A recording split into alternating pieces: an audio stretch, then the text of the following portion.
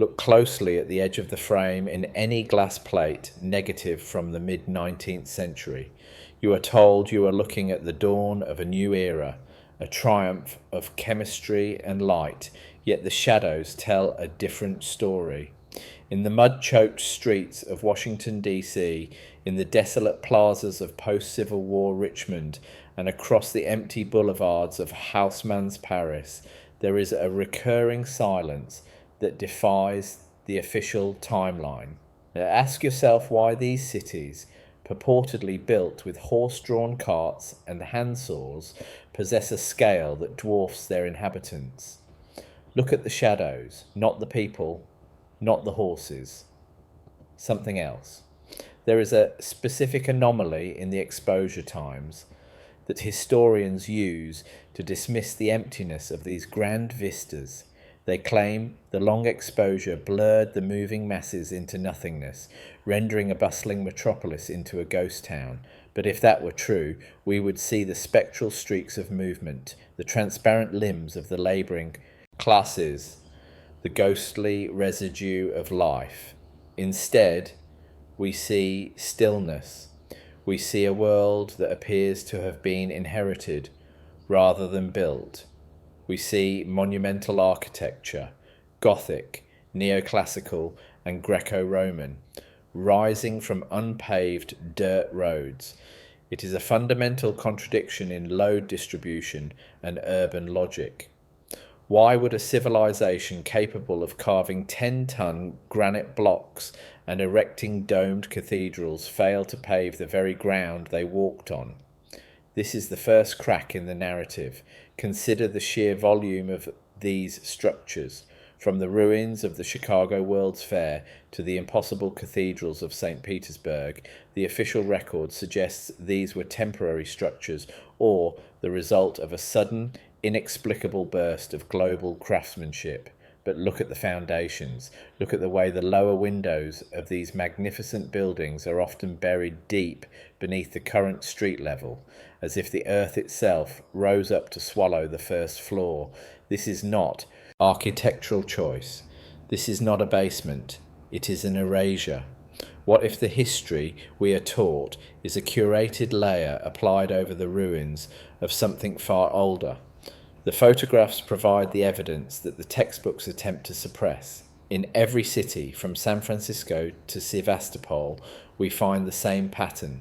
Massive, ornate stone buildings, many featuring complex atmospheric energy collectors, what the gatekeepers call finials or spires, surrounded by a population that seems entirely ill-equipped to have produced them. We see people in rags standing before palaces.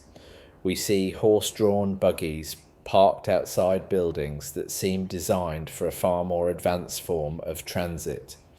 It is a contrast of scale that suggests a great reset, a global cataclysm that preceded the camera's invention, leaving the survivors to sift through the wreckage of a lost world.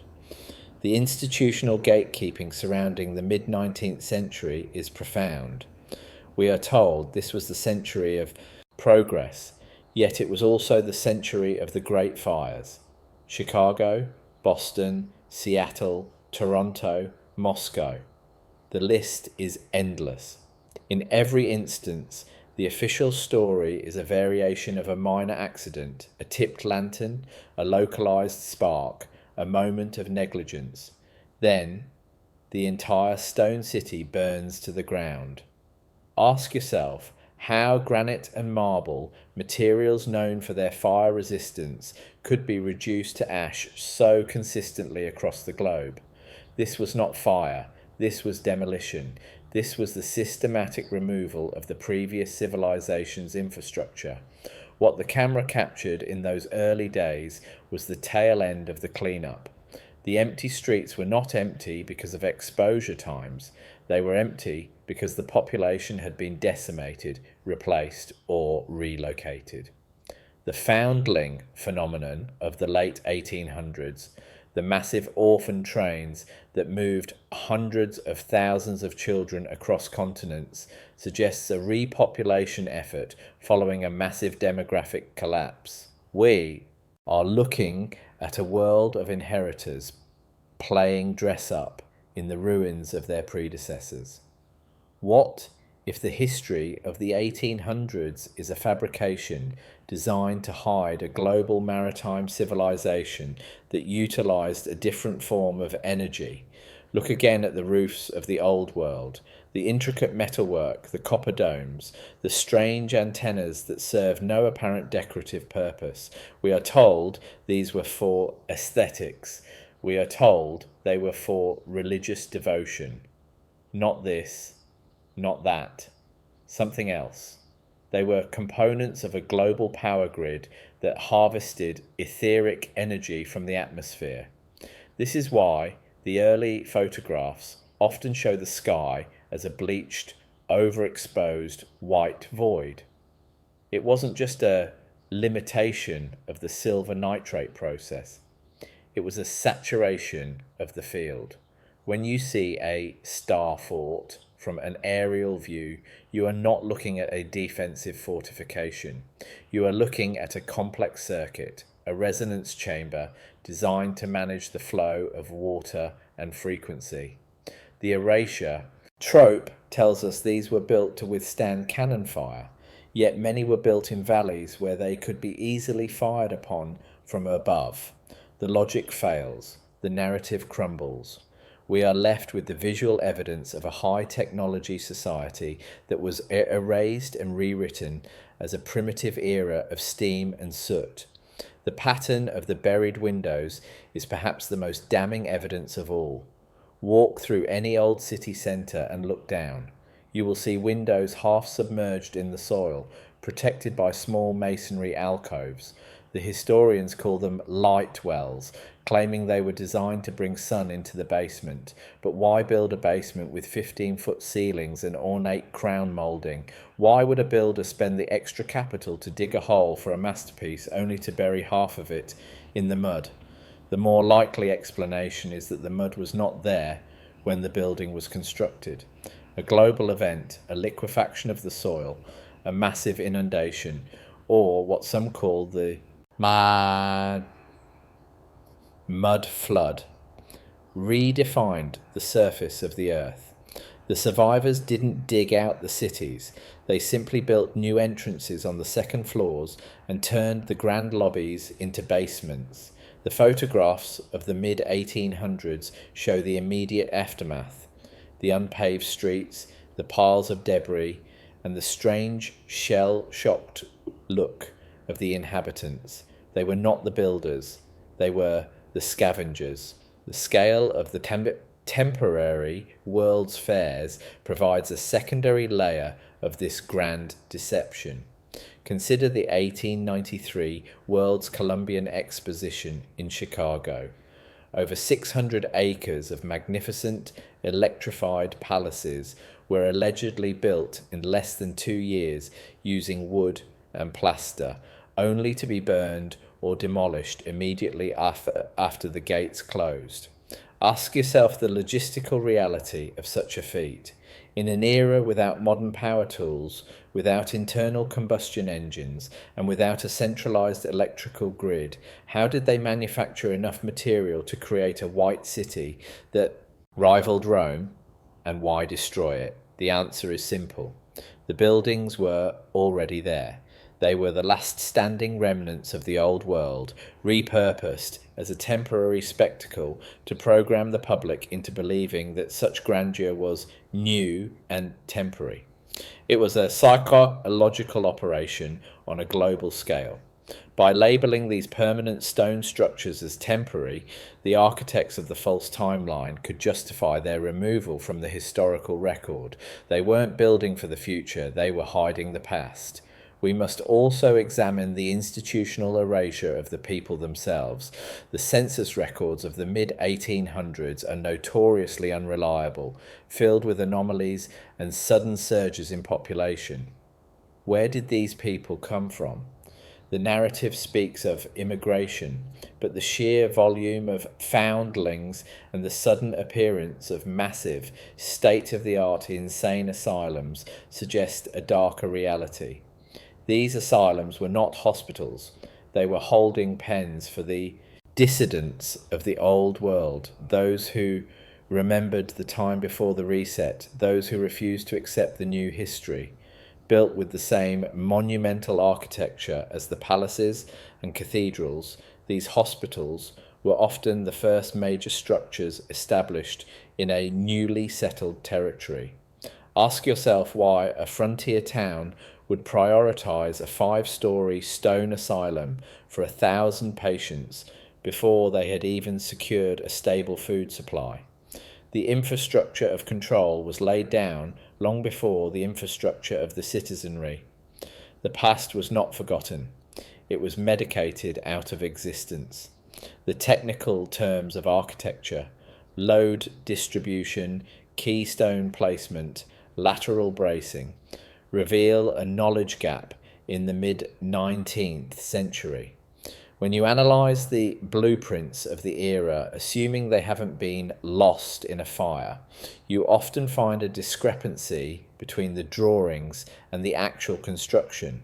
The drawings are often simplistic, while the buildings themselves contain advanced acoustic engineering and thermal regulation systems that we struggle to replicate today. This is the hallmark of a legacy civilization. We see the same pattern in the great canals of the 1800s. We are told they were dug by men with shovels, moving millions of tons of earth through malaria-ridden swamps. Not this, not that, something else. The canals were the refurbished arteries of an ancient hydrological system, reopened to facilitate the movement of resources during the reconstruction. The maps of the 16th and 17th centuries often show a far more intricate network of waterways and cities than the maps of the 1800s. We are moving backward, not forward. Consider the silence of the early photographs as a deliberate choice of the medium. The daguerreotype and the wet plate process were the first tools of the new gatekeepers. By controlling the visual record, they could dictate what was remembered and what was discarded. The ghosts in the images are not the people who were moving too fast to be seen. The ghosts are the structures themselves, the silent witnesses to a crime of global proportions. Every time you see a Tartarian style building with its ornate copper roof and its red brick skeleton, you are looking at a tombstone. It is a monument to a civilization that understood the relationship between form and frequency, a society that didn't need to burn coal or oil to light its streets. The Great Reset of the 1800s was the transition from a world of free, atmospheric energy to a world of metered, destructive power. The photos show the transition. They show the wires being strung across the sky, a web of copper designed to trap the mind and charge the soul. As we look at these images, we must confront the somber reality of our own ignorance. We are a species with amnesia, wandering through a museum we think is a home. The evidence is hidden in plain sight, etched into the stone of our post offices, our courthouses, and our banks. These are not symbols of our democracy. They are the repurposed remnants of a global empire that was systematically dismantled. The historical mystery is not a puzzle to be solved for fun. It is a fundamental question of identity. If we don't know where we were 200 years ago, how can we know where we are going? The unresolved philosophical open loop remains. If the world was reset once, what is to stop it from happening again? The camera captured the end of the last cycle. It captured the mud, the empty streets, and the silent giants of stone. We are the children of the reset, living in the attic of a mansion we no longer know how to maintain. Ask yourself, as you look at the next old photograph you find, who is really behind the lens, and what were they making sure you didn't see? The transition from the old world to the new required a specific kind of architectural alchemy. We are taught that the Victorian era was a time of cluttered ornamentation, but what if that clutter was functional? Those heavy cast iron fences, the intricate grillwork over basement windows, and the seemingly decorative finials atop every gable were not mere fashion. They were grounding mechanisms. In the high-frequency environment of the previous civilization, these metallic interfaces served to stabilize the atmospheric charge. When the reset occurred, the new administrators didn't understand the science, but they understood the aesthetics. They kept the shells and stripped the guts. This is why, when you enter a 19th century public building today, you feel a sense of crushing weight, a somber density that doesn't match the light, airy proportions of the exterior. The spirit of the building has been disconnected. The wires we see in later photographs, the tangled nests of telegraph and telephone lines, were the first sutures in the wound. They were bypass surgeries on a dead body. Ask yourself why every major city in the 1870s looked like a forest of wooden poles. Not for communication, not for light, something else. They were diverting the existing grid into a controlled, taxable commodity. The erasure of the global pattern is most evident in the way we categorize styles. We are told that a building in Kolkata and a building in Buenos Aires are different because of colonial influence, but remove the labels and look at the geometry. The same star-shaped bastions, the same red brick and white stone trim, the same domed rotundas. This was a monoculture. It was a planetary civilization that shared a single aesthetic and technological language. The wars of the 19th century, the Crimean War, the American Civil War, the various colonial uprisings, were not conflicts over ideology or territory. They were clean-up operations. They were localized hot resets used to destroy the most stubborn pockets of the old world's infrastructure. The photographs of these conflicts rarely show combat. They show ruins. They show cities like Charleston or Sevastopol looking as though they were hit by modern high explosives, yet we are told it was black powder and iron balls.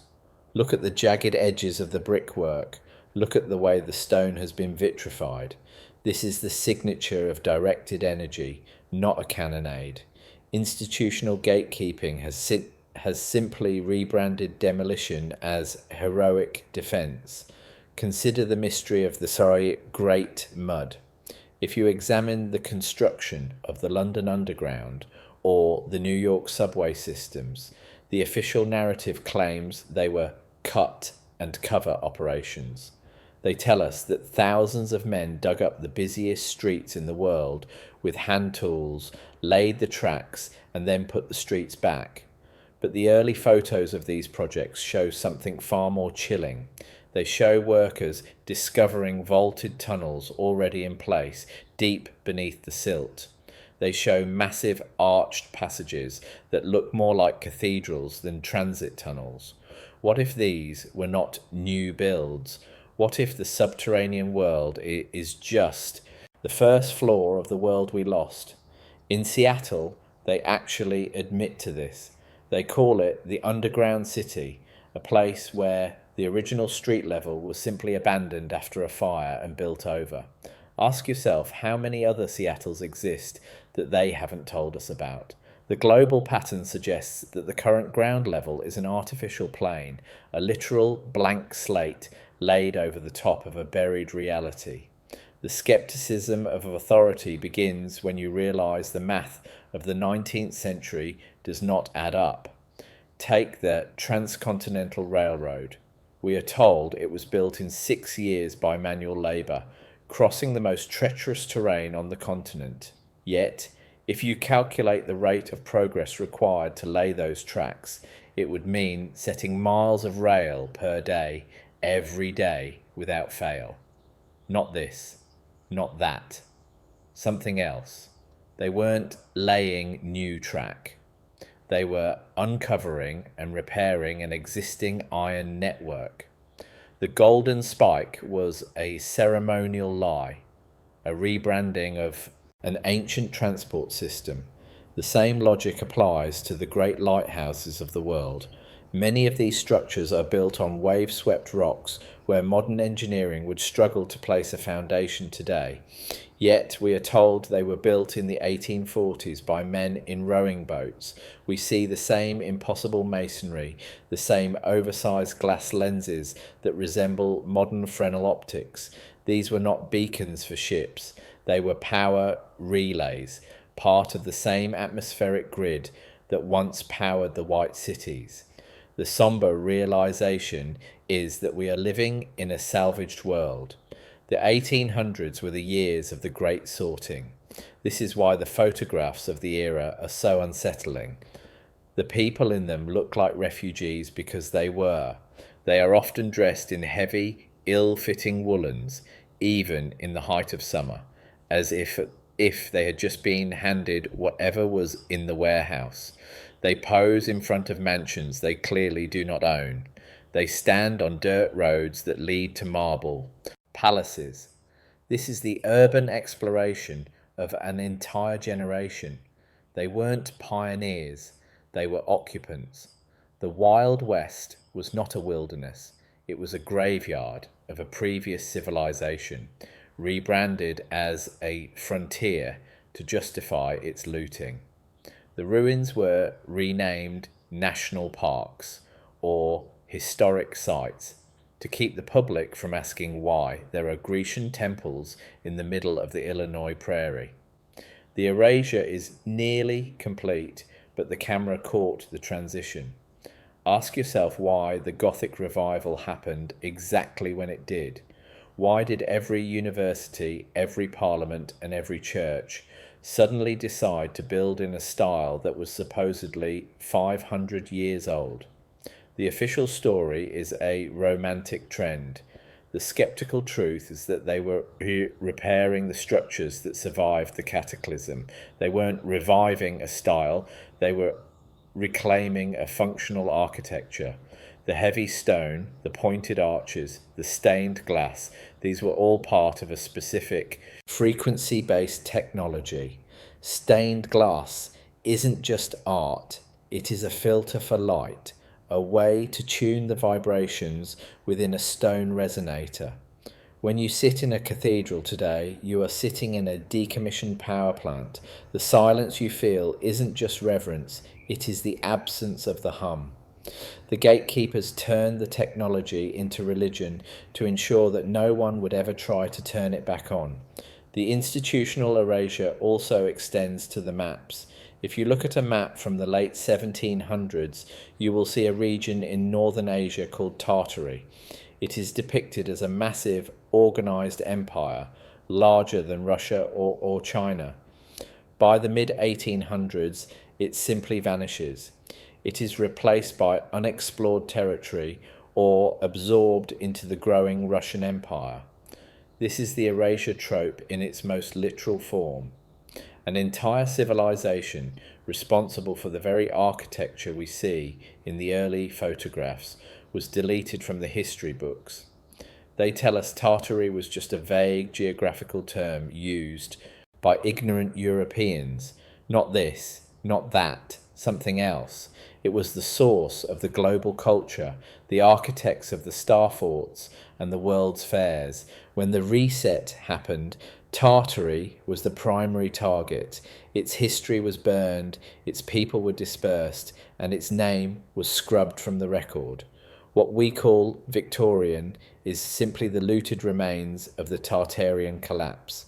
The rhythmic sentences of the official narrative: progress is linear, man is evolving, technology is new, are designed to keep you from looking back. They want you to believe that the 1800s were a time of horse manure and candles because it makes the current system look like a miracle. But if you look at the load distribution of an 1850s bridge, you see a sophistication that suggests a deep understanding of structural resonance. If you look at the Capitol buildings in every American state, you see identical domes that function as massive capacitors. Why does a small state like Iowa need a building that looks like the Roman Pantheon? It doesn't. But the building was already there, a relic of the old grid, and it was easier to turn it into a government office than to tear it down. The narrative is a patchwork quilt, and the seams are starting to show. What if the Great Fires were actually a form of controlled demolition used to hide the presence of advanced technology within the buildings? If a building is burned, you don't have to explain why it had wireless lighting or climate control in 1840. You just record the tragic loss and build a simplified, inferior version on top of the foundation.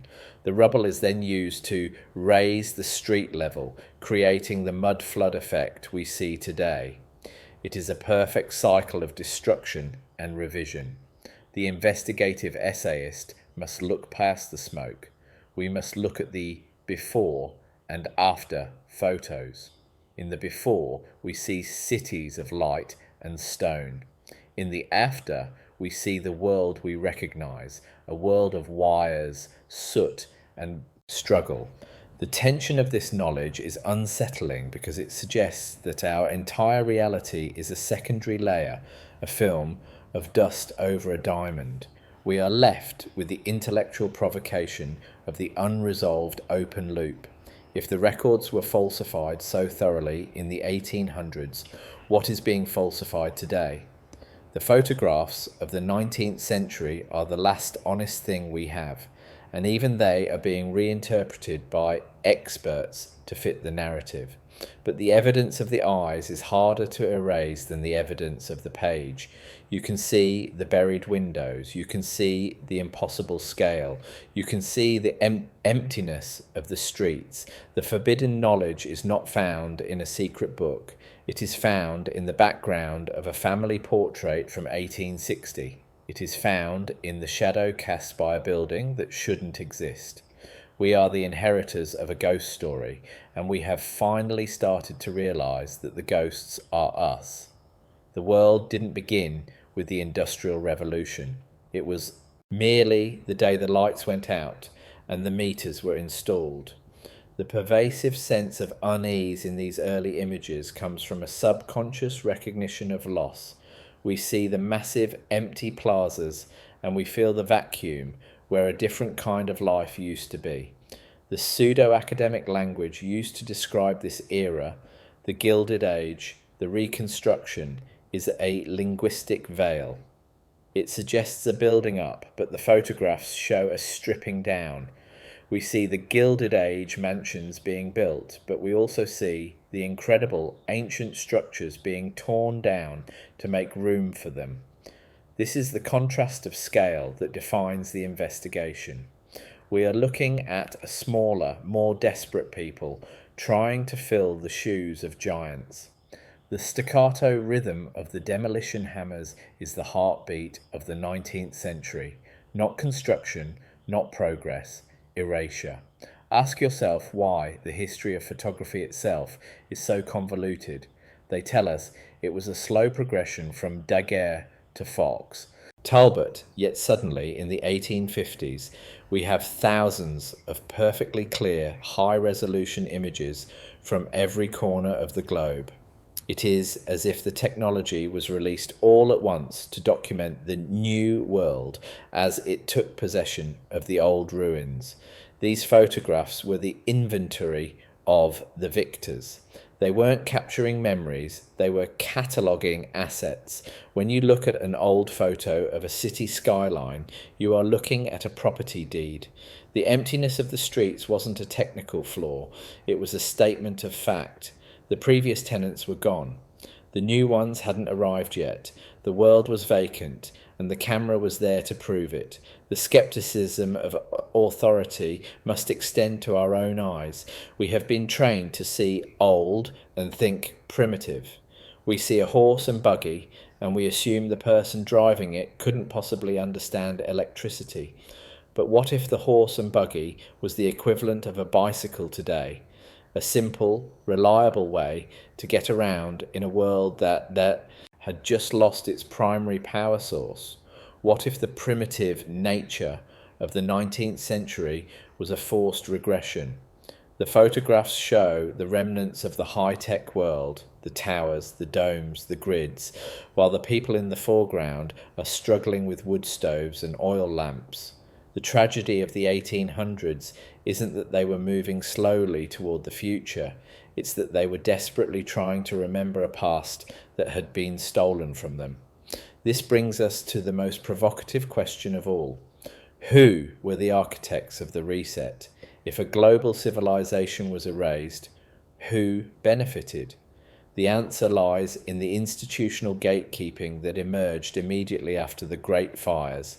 The central banks, the educational boards, the historical societies, all were established or consolidated in the late 19th century.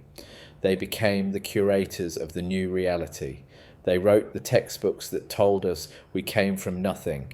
They created the scientific theories that said, progress is a slow, painful crawl. They gave us the laws of thermodynamics to explain why free energy is impossible, even as they sat in buildings designed to harvest it. They turned the world into a closed system so they could sell us the key. The pattern of the buried world is not a conspiracy theory, it is a forensic observation. When you see a building with its original entrance 10 feet underground, you are looking at a crime scene. When you see a temporary World's Fair building that is more beautiful than anything built in the last 100 years, you are looking at a lie. The 19th century was the era of the great forgery. The photographs are the only cracks in the ink. They allow us to see the world as it was during the transition, a silent, somber, and mysterious place, where the shadows of the old world were still long and the light of the new world was still flickering. What if the Industrial Revolution was actually a de-industrialization revolution? What if we were moved from a clean, quiet, and ubiquitous technology to a dirty, loud, and centralized one? The soot on the faces of the Victorian children wasn't the mark of progress. It was the mark of a fall. The rhythmic sentence of the machine is a poor substitute for the resonance of the stone. We have been taught to be proud of our achievements, but the photographs of the 1800s invite us to be humble. They show us that we are not the pinnacle of history. We are the survivors of a catastrophe we aren't allowed to remember. The investigation into the forgotten world is an invitation to look down, look up, and look behind. Look down at the buried windows. Look up at the copper antennas. Look behind the narrative of the great men of history. You will find that the story is much older, much stranger, and much more unsettling than we have been led to believe. The forbidden knowledge is there, waiting in the silver halides of a glass plate negative. It is the knowledge that we were once something more. It is the realization that the world we see in the 19th century photographs is not our past, but a glimpse of a future that was taken from us. As the investigator, I can only present the patterns. I can only point to the anomalies and ask the questions. The institutional erasure is powerful, but it is not perfect. It leaves traces. It leaves ruins. It leaves ghosts in the machine. The tension between what we are told and what we see is the space where the truth lives. It is a somber space, a skeptical space, but it is the only space where we can truly be free. The unresolved philosophical open loop is the only honest way to end this. We are left standing in the middle of a grand, empty plaza, looking at the stone giants and wondering, who were they? Where did they go? And when are they coming back? Ask yourself one last thing. If you were going to hide a global civilization, would you bury it under the ground, or would you bury it under a story? The 19th century was the story. The mud was the burial, and the camera was the silent witness that forgot to keep its mouth shut. The forgotten world is not gone. It is just waiting for someone to stop looking at the caption and start looking at the frame. Not the light, not the dark. Something else. The investigation continues. Not in the archives, but in the streets, in the shadows, and in the silence of the photographs that refuse to lie. The final image is always the same, a lone figure in a top hat standing before a building that looks like it was carved by gods. The figure is small, the building is vast, the figure is holding a shovel as if he just finished building it. But look at his hands, they are clean. Look at the building, it is ancient. The contrast of scale tells the whole story. We are the small figures in the top hats, pretending we built the world. But deep down, in the somber, unsettling quiet of our own minds, we know the truth. We are just the people who moved in after the lights went out. And the most terrifying thought of all is that the people who turned them off are still here, watching us through the lens. The institutional gatekeeping of the historical record relies on a specific kind of architectural amnesia. We are conditioned to see a neoclassical dome and think of the 1890s, but we are never taught the physics of how that dome was actually hoisted into place. In the city of St. Petersburg, the Alexander Column stands as a 600-ton monolith of solid red granite. The official narrative states it was raised in 1832 using nothing but wooden scaffolding and hemp ropes, a feat of manual labour that defies modern load distribution logic. Ask yourself why, in an era of supposedly primitive tech, they chose the most difficult possible method of construction, not for glory, not for God. Something else. The column was not raised. It was reclaimed. It is a resonant needle, a tuning fork for the city's energetic grid. When you look at the early photographs of the column, the scale is purposefully distorted by the absence of people. It stands in a void, a silent sentinel of a discarded science. This is the hallmark of the erasure trope. The monumental is rendered mundane through the repetition of impossible stories. The skepticism of authority grows when one examines the grand hotels and sanatoriums that sprouted across the European and American wilderness in the mid-1800s. These were not mere retreats for the wealthy. They were sprawling, castle-like complexes built on remote peaks and near deep water springs, featuring thousands of rooms and advanced plumbing systems that predated municipal waterworks by decades. Consider the Mount Washington Hotel or the Banff Springs Hotel. They appear in the wilderness like anomalies, fully formed and vastly over-engineered for their purported use. The investigative essayist must ask, who was the labour force? Where were the kilns for the millions of bricks? Where are the records of the supply lines? The history is a ghost. We find no tracks, no scars on the land, only the finished masterpieces. What if these hotels were actually the administrative hubs of the previous era, repurposed for the new elite to inhabit while the rest of the world was being scrubbed clean? This leads us to the phenomenon of the great exhibitions beyond the Western world. From the 1880 International Exhibition in Melbourne to the 1903 Delhi Durbar, the pattern of sudden temporary grandeur repeats.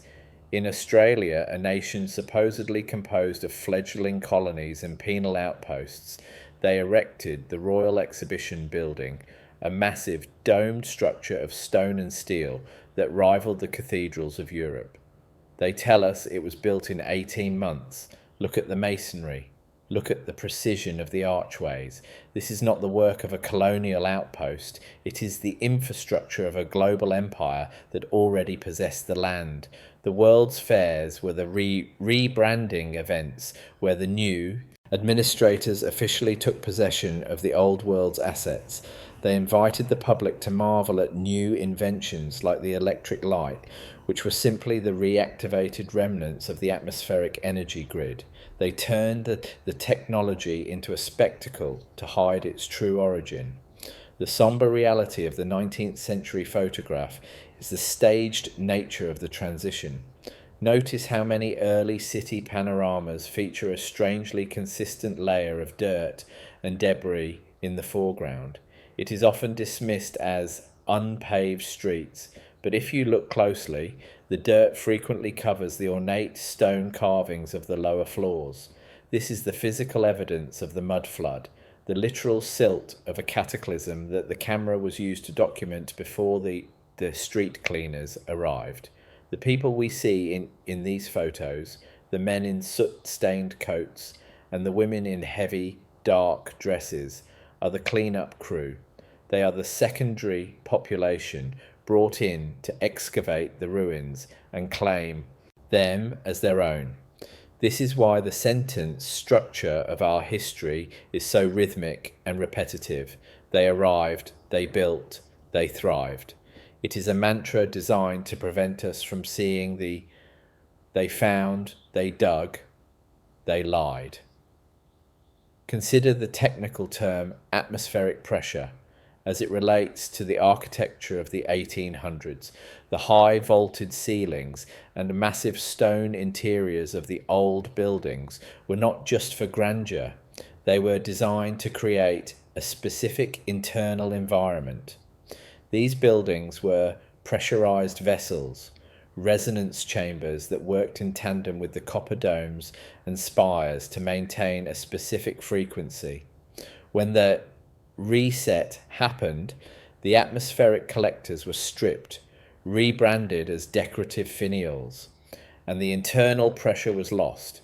This is why these buildings now feel drafty, cold, and haunted. They are broken machines. The investigative researcher looks at the ventilation systems of 19th century parliaments and sees something far more complex, a circulatory system for an ionized medium that we no longer understand, not air, not heat, something else. The institutional erasure of the foundlings provides the human cost of this mystery. Between 1854 and 1929, the orphan train movement relocated an estimated 200,000 children from the east coast of America to the west. At the same time, foundling hospitals were appearing in every major European city. Where did these millions of orphans come from? The official story blames poverty and immigration. But what if these children were the survivors of the decimated old world population? What if they were the blank slates used to repopulate the newly excavated cities? By separating the children from their parents and their history, the gatekeepers could feed them a fabricated timeline. They were taught that their ancestors were primitive, that the stone cities were new, and that the industrial age was a gift. The orphans were the first generation of the lie. They grew up in palaces they were told their fathers built with hammers and saws, and they believed it because they had no one left to tell them the truth. The skepticism of the investigator must also turn to the Statue of Liberty and other colossal monuments gifted or erected in the late 1800s. We are told they are symbols of Enlightenment values, but look at the construction photos, or the lack thereof. We see the head in a park, the arm in another, but the actual assembly remains a series of suspicious sketches and a few questionable photographs. Many of these statues share the same copper-on-iron frame construction as the old world's energy collectors. They were not art, they were antennas. The torch was not a symbol of freedom, it was a functional discharge point. By rebranding these technological relics as monuments, the new order ensured they would be preserved and protected by the public's sentimentality, while their true function remained hidden in plain sight. The pattern-based investigation reveals that the Industrial Revolution was less about invention and more about replacement. The steam engine, loud and inefficient, was introduced to replace the silent, etheric energy systems of the past. The coal-fired plant replaced the atmospheric collector. The telegraph wire replaced the wireless resonance. It was a downgrade disguised as an upgrade. This is the intellectual provocation. Why would a civilization move toward a more complex, more expensive, and more polluting energy sources? The answer is control. You cannot meter the air, but you can meter the coal. You cannot tax the resonance of a stone cathedral, but you can tax the electricity running through a wire. The 1800s were the years the world was put on a leash. As we move through the continuous prose of this investigative narrative, the unsettling tension of forbidden knowledge becomes a weight. We see the great fires not as tragedies, but as hot resets. Chicago, 1871. Boston, 1872. Tokyo, 1923. In each case, the stone and brick heart of the city is burned to the ground, only to be replaced by a modern, grid-aligned version. The fires provided the cover for the removal of the old world's power systems and the final burial of the first floor levels.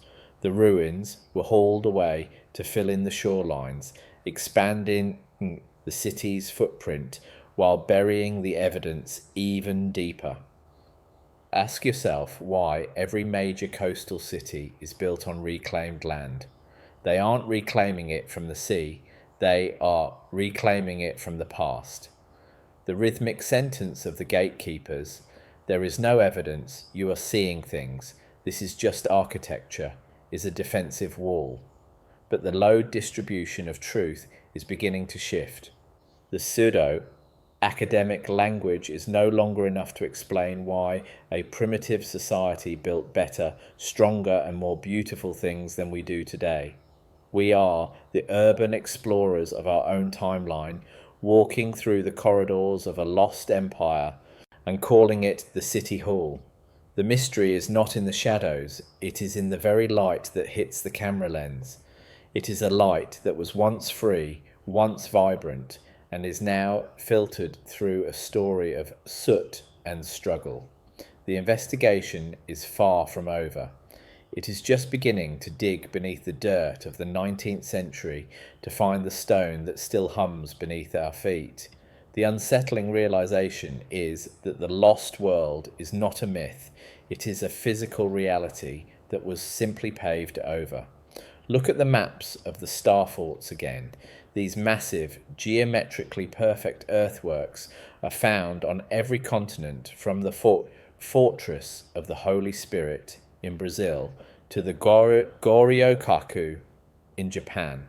They tell us these were for defense against cannons, yet many have no walls facing the land, only the sea, or are situated in basins where they could be easily sieged. Not defense, not war. Something else. They were frequency modulators, water processing plants that functioned as the nodes of the planetary energy grid. When the camera arrived, these forts were already being decommissioned, turned into parks or military outposts where the new soldiers could guard the remains of a technology they were told was just strange old masonry. The skepticism of the investigator must remain somber. We are looking at a crime on a scale so vast it is almost invisible. The 19th century was the era of the Great Erasure, where the history of a unified high-technology world was broken into pieces and hidden in the histories of a dozen different nations. The foundings, the mud flood, the great fires, and the world's fairs are all parts of the same pattern. They are the tools of the reset. The photographs are the only evidence that hasn't been fully redacted. They show the transition from the world of stone and light to the world of iron and shadow. We are the survivors of that transition, living in the basements of our ancestors and wondering why the ceilings are so high. Ask yourself, what if the Victorian age never existed? What if it was just a 50-year window of looting and rebranding before the modern age could be officially launched? The investigative essayist finds no evolution of style, only a sudden, sharp drop-off in quality and complexity. We moved from the hand-carved granite of the mid-1800s to the mass-produced concrete of the 1900s. We moved from the ornate copper domes to the flat asphalt roofs. This is not progress. This is the exhaustion of a salvaged resource. We are the scavengers of a high-tech wreck, and the historical narrative is the story we tell ourselves to keep from feeling like thieves in a house that isn't ours. The tension of this knowledge is a provocation. It forces us to look at every building, every bridge, and every tunnel with a skeptical eye. We must ask, what if, until the official story dissolves? What if the Statue of Liberty was already standing in the harbour? What if the capital was a power plant? What if the orphan trains were the repopulation of a vacant continent? The questions are dangerous because they lead to a truth that the institutions cannot allow. The truth that we are not the masters of our domain, but the temporary tenants of a world we do not understand. The investigation is an invitation to look beyond the frame, to see the world not as it is described, but as it truly appears in the silent silver-grey light of the forgotten photographs.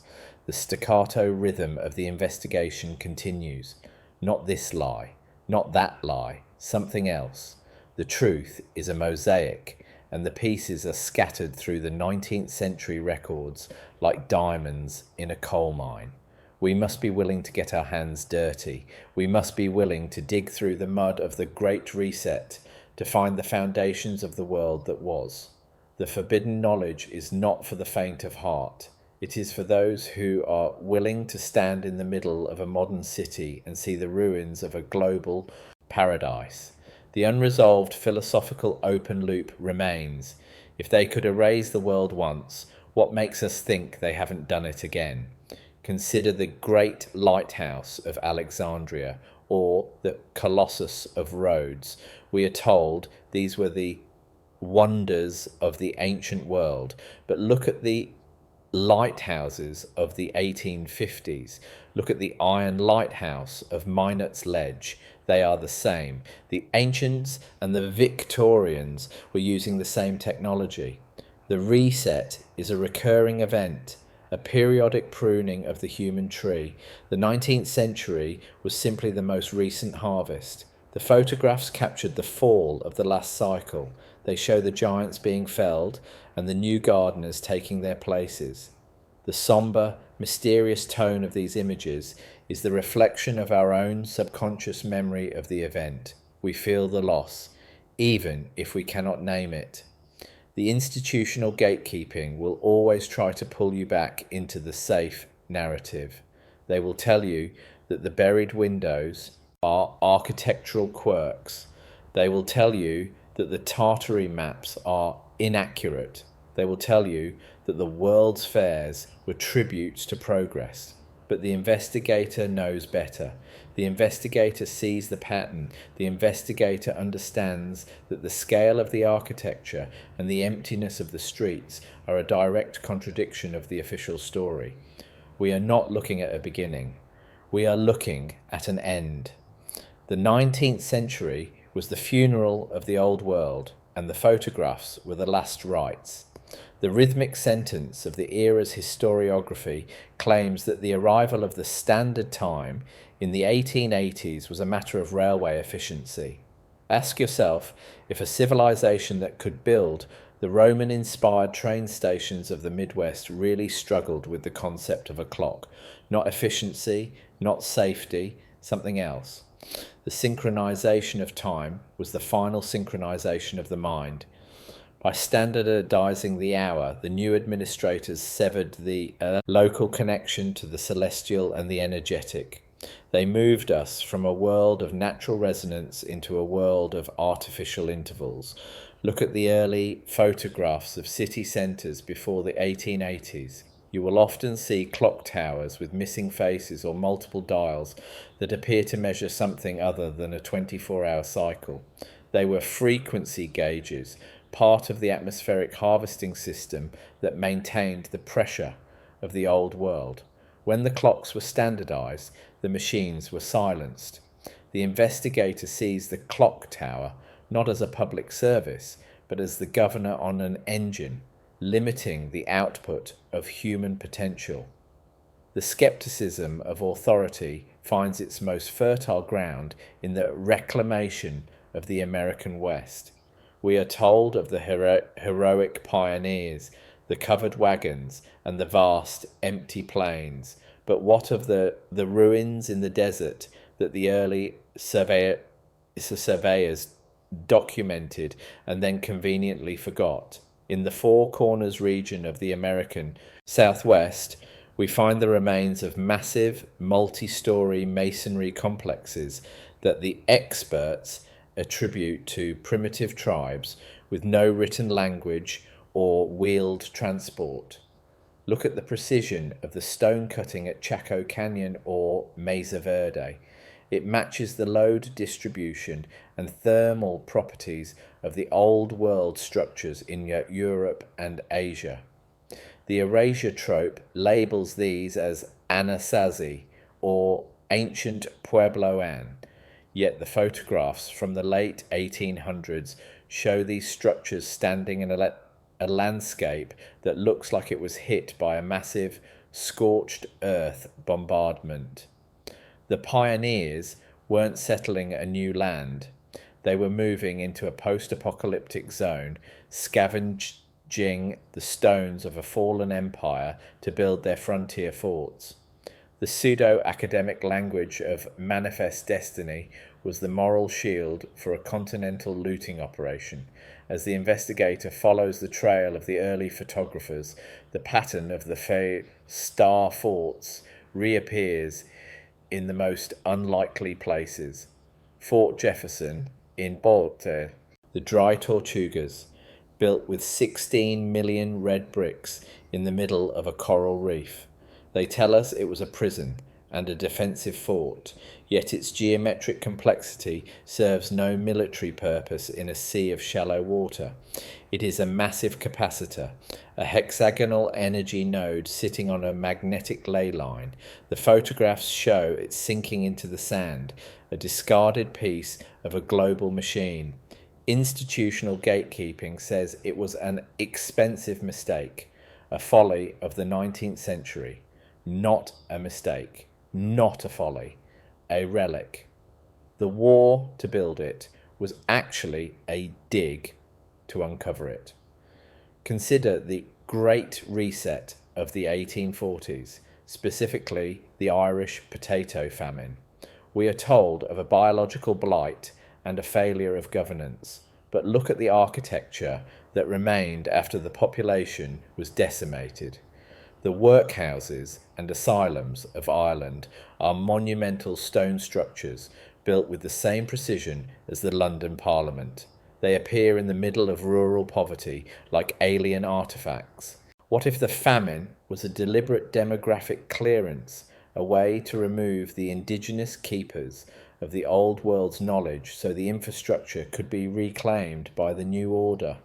The orphans of Ireland were sent to the colonies, just as the orphans of New York were sent to the West. The pattern is clear. Separate the people from their land, separate the children from their history, and the ruins become yours to redefine. The sombre, unsettling quiet of the Irish countryside in 1850 is the silence of a crime scene. The investigative essayist must also confront the Crystal Palace of 1851, a building of iron and glass, so vast it enclosed full-grown elm trees built in just 9 months. Ask yourself how the primitive metallurgical industry of the mid-19th century produced thousands of identical glass panes and iron girders with such speed. They tell us it was prefabrication, a new invention, not new, not an invention, something else.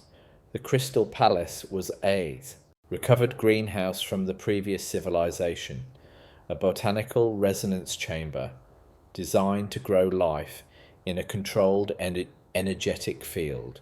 The great exhibition held within its walls was the official garage sale of the old world's technology. They put the gadgets on pedestals, called them novelties, and then dismantled the building as soon as the public had been sufficiently programmed. The erasure of the Crystal Palace, first by moving it, then by fire, is the ultimate example of the temporary trope used to hide permanent excellence. The tension of the investigation increases when we look at the load distribution of our modern understanding. We are taught that the 1800s were a time of rapid ascent, but the physical evidence suggests a rapid descent. The early photographs of the 1850s show a clarity of light and a lack of pollution that vanishes by the 1890s. The soot age was not an inevitable byproduct of power. It was the result of the transition from clean, atmospheric energy to dirty, carbon-based fuels. The chimneys we see being added to the old stone buildings in the 1860s are often crudely built, clashing with the original masonry. They were the aftermarket exhaust pipes for the wood and coal stoves that replaced the silent, radiant heat systems of the original architects. We are looking at a civilization that was forced to start burning its furniture to stay warm because the furnace was broken. What if the Civil War in America was not a war between states, but a war for the grid? Look at the targets of the most intense destruction: Atlanta, Richmond, Charleston. These were the primary old world hubs, cities with the most sophisticated atmospheric collectors and star-fort foundations. The burning of these cities was the destruction of the evidence. General Sherman's march to the sea followed the precise path of the primary energy conduits of the Southern Territory. The reconstruction that followed was not about civil rights or national unity. It was about reconstructing the narrative and the power lines. The photographs of the ruins of Richmond look like the ruins of Rome, not a city built in the 1700s. The pillars, the pediments, the scorched granite, it all points to a civilization that was far more advanced than the one that replaced it. The skepticism of the investigator is reinforced by the transatlantic cable. We are told that in 1858 men on wooden ships laid a copper wire across the floor of the Atlantic Ocean, a feat of engineering that should have been impossible given the weight of the cable and the depth of the sea. They tell us it worked for 3 weeks and then failed. Not a failure, not a cable. Something else. They were mapping the existing underwater conduits that once linked the continents. The cable was a cover story for the reactivation of a transoceanic communication system that had been dormant since the cataclysm. When the system was fully understood, the modern telegraph companies were launched. The narrative is always we built it, when the truth is we found it. The institutional erasure of the Tartarian style in the 1800s is most evident in the way we view the Russian Empire. We are told that Tsars were backwards and primitive, yet they occupied the Winter Palace, a building of such immense scale and decorative complexity that it defies the labour logic of the era. The early photographs of St. Petersburg show the buried windows on a massive scale. The entire city is sitting on a layer of silt 10 to 15 feet deep. They tell us it was built on a swamp, but you don't build stone palaces on a swamp. You build them on solid ground that became a swamp during a liquefaction event. The Peter the Great myth was created to explain away the existence of a city that the Romanovs simply moved into. The bronze horseman statue isn't Peter. It is a repurposed monument to an older, greater king. The staccato rhythm of the demolition is the sound of the late 1800s. In every city, from London to New York, the old was being torn down to make way for the new. But why tear down a perfectly functional, beautiful stone building to put up a smaller, uglier one? Not for progress, not for space, something else. The old buildings were too loud, energetically.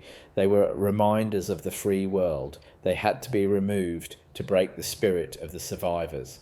The photographs of the urban renewal of the 1890s are the photographs of a lobotomy. They show the extraction of the brain of the city, leaving only the stump of commerce. The investigative essayist invites you to ask yourself why the mid-19th century is the only era where photography and cataclysm overlap so perfectly. It is as if the camera was invented specifically to capture the before and after of the Great Reset. The skeptical of authority stance is not a choice. It is a requirement when the official record is so full of holes. We are told the 1800s were the century of light, but the photos show a world draped in shadow, a world of mourning, a world of people who seem to be searching for something they can't quite remember. They are the inhabitants of the unresolved philosophical open loop. They are the ones who saw the towers fall and the mud rise. The tension of the forbidden knowledge is that it changes the way you walk through your own neighborhood. You start to see the basement windows as the tops of grand archways. You see the church spire as a broken antenna. You see the park as a buried fort.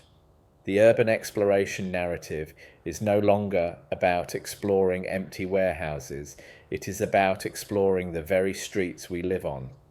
We are the explorers of a lost world that is still right here, hidden under a thin layer of asphalt and a thick layer of lies. The institutional gatekeeping is failing because the stone is speaking louder than the books. The pseudo-academic language used to dismiss these observations, apophenia, pareidolia, conspiracy, is the desperate sound of the gatekeepers losing their grip. They want us to ignore the load distribution of the truth. They want us to believe that the world is a simple, linear progression of better and better. But the photographs of the 1800s are the glitch in the matrix. They show a world that was already perfect, already electrified, and already global, long before we were told it was possible. Not this, not that, something else. As the investigation deepens, the somber realization is that we are the orphans of this story. We have been raised by the people who took the house and killed the parents. We are the children of the reset, living in the foundling hospitals of modern education. The tension we feel is the feeling of being lied to for 150 years. The mysterious and unsettling nature of the 19th century photographs is the recognition of our own inheritance. We are looking at our own history, but we are looking at it through the eyes of a stranger. The official story of the 1870s and 1880s great expeditions tells of explorers mapping empty lands, but early photos reveal something else. Ancient global architecture with star-fort geometry and high-tech stone blocks. identical to foundations in London and New York. This wasn't local tradition, it was part of a worldwide maritime power grid. Archaeologists arrived after soldiers not just to study history, but to control ancient technology, ensuring locals wouldn't reactivate these temples. Calling them temples made people pray rather than use their real function, power plants. Buildings from the 1890s, like old power stations and textile mills, were designed to house mercury rectifiers, devices converting atmospheric energy. The cheap red bricks used are actually advanced semiconductors chosen for their frequency properties, not cost. These structures have lasted centuries, unlike modern concrete. Mid-1800s asylums, ornate, sprawling buildings, were prisons disguised as hospitals, used to isolate those who remembered forbidden knowledge. Treatments like hydrotherapy and lobotomies were tools to erase the past. The skyscraper, claimed to have started in 1880s Chicago, was a poor attempt to replicate old towers like the Washington Monument, an ancient atmospheric grounding rod. The Industrial Age's noisy machines operated within silent, perfectly designed buildings, two civilizations sharing space, the machine and the structure. The machine won. Gold rushes were cover stories for excavating ancient ruins. Pioneers weren't just miners, but settlers reclaiming lost tech buried beneath. Photos show men with pickaxes standing next to massive carved tunnels, impossible to build by hand. Ruins worldwide share one architectural language, showing one lost global civilization erased by fires, floods, and institutional control. By 1900, the New World Order forced paid labour in old power plants, replacing free energy with factory enslavement, the true 19th century story.